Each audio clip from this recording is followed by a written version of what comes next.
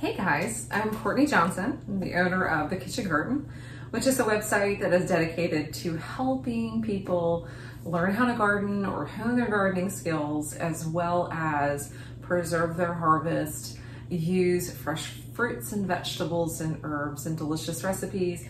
Basically, how do you use your garden harvest once you have it? So I'm so glad that you're here. I'm so excited to share some knowledge with you guys about great ways to preserve your harvest for when you don't have time to eat all that squash and zucchini that you have grown.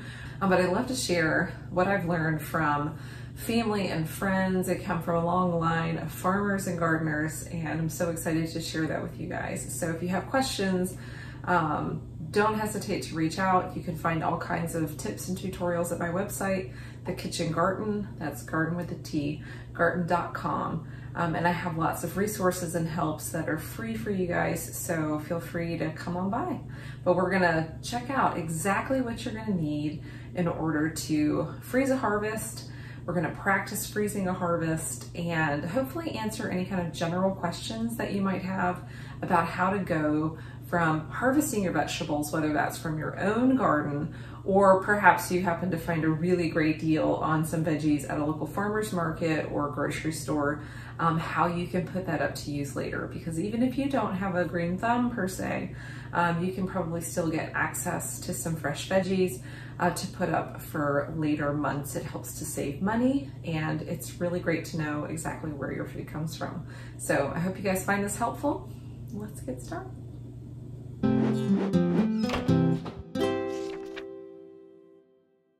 So if you've always been a little intimidated by the thought of preserving your own food at home, then freezer preservation may be the thing for you. It's how I started first preserving our harvests from the garden and from the farmer's market. And I started out really simply with things like strawberries and blueberries, which really requires zero prep.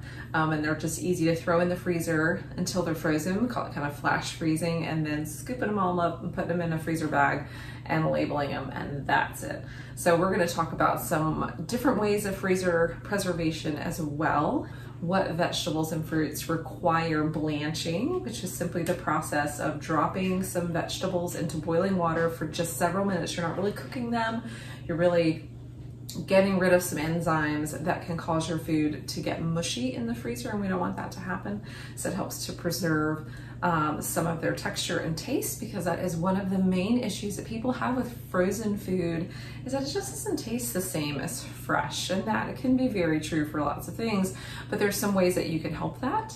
Okay, and there's still some great ways to use frozen vegetables and fruits in stews and pies and casseroles and things like that, where you're not going to notice as much the slight texture difference that may be a result of freezing certain fruits and vegetables. So fear not. So if the process of preserving has always been a little intimidating, then freezer preservation is probably exactly where you need to begin.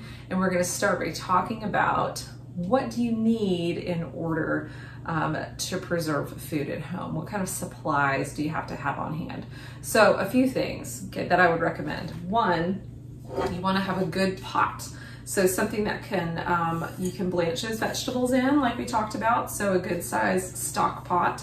It can be wider. I like it to be a little lighter, not necessarily like a cast iron or enamel coated pot, because you're going to be lifting it and taking it to the sink, or you can also scoop your food out, but a good pot, maybe with a lid as well. Okay, very good. The second thing that you're gonna want is a colander. And right now I have a colander full of green beans, so I like to have that for draining purposes. So once your vegetables go into the boiling water, they come out through the strainer, and then, I know this seems ridiculous, you guys, but this is really one of the best things that we've ever gotten for a multitude of reasons. This bowl is ginormous. And we purchased it, I think we actually purchased it at the Pioneer Women's Mercantile. We took a trip to Oklahoma.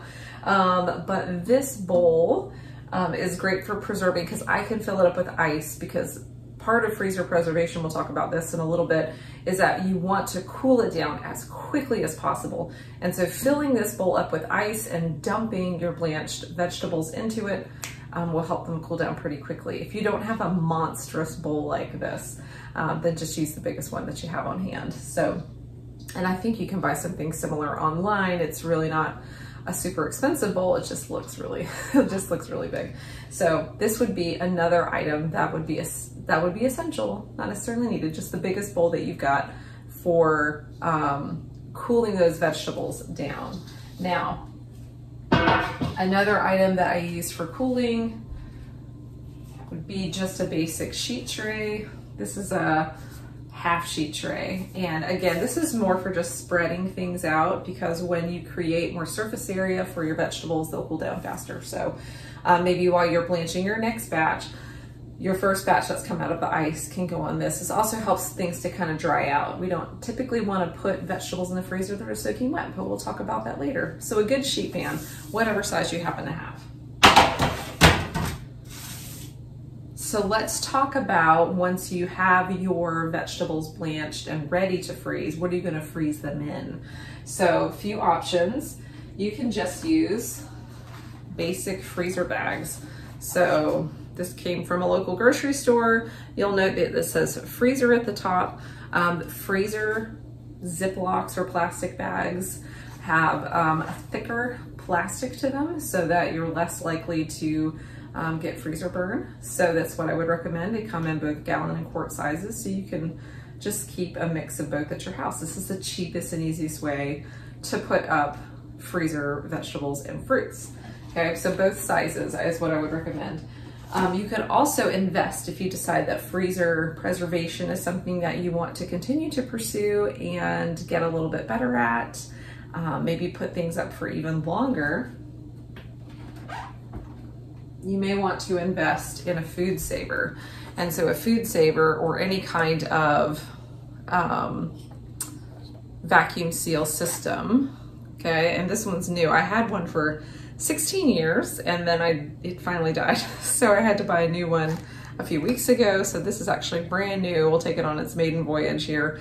You want to make sure you have the appropriate bags for it, but essentially what a food saver does is it will suck all of the air out, creating a really great seal around your fruits and vegetables, and prevent freezer burn or those icicles that you see kind of forming on frozen foods. This should help prevent that, and it should allow your food to actually keep for longer in the freezer. So food savers run, I think this one starts at about $80. And so I think it's a pretty good deal considering my last one lasted for 16 years. It's not bad. And the bags that come with, or that you'll purchase to go along with it, look like this. And so this is obviously a quart size bag, and you load the food in and then stick it in your food saver and it sucks it out, sucks the air out. So food saver bags. Okay, and then the only other thing that I really recommend, you could use Tupperware container, they don't call them Tupperware anymore, but plastic containers with lids. Those also work really well for freezing, especially if you have a limited amount of space and you want to be able to stack things pretty neatly. Those come in really handy. And the other thing is a Sharpie, because you definitely want to label all the food that you are putting into your freezer. Okay, so what we're gonna do is, to show you just how easy freezer preservation is, let's go ahead and take some of these carrots. I just picked them this morning, and let's take them through the process of freezing. The process for carrots is very similar to what you would use for really anything else. For your green beans and peas, and beets take a little bit longer. Kale, anything that you're gonna really wanna freeze vegetable wise, and again, you can see that free printable that I have of what needs to be blanched and what doesn't. It's pretty much, the process is going to look the same. You're gonna blanch in the boiling water for several minutes, pull it out, drop it in the ice, let them dry out, put them in a bag, seal it up, label it, and toss them in the freezer. So you can get a whole lot done in a short amount of time with freezer preservation. So let's get started.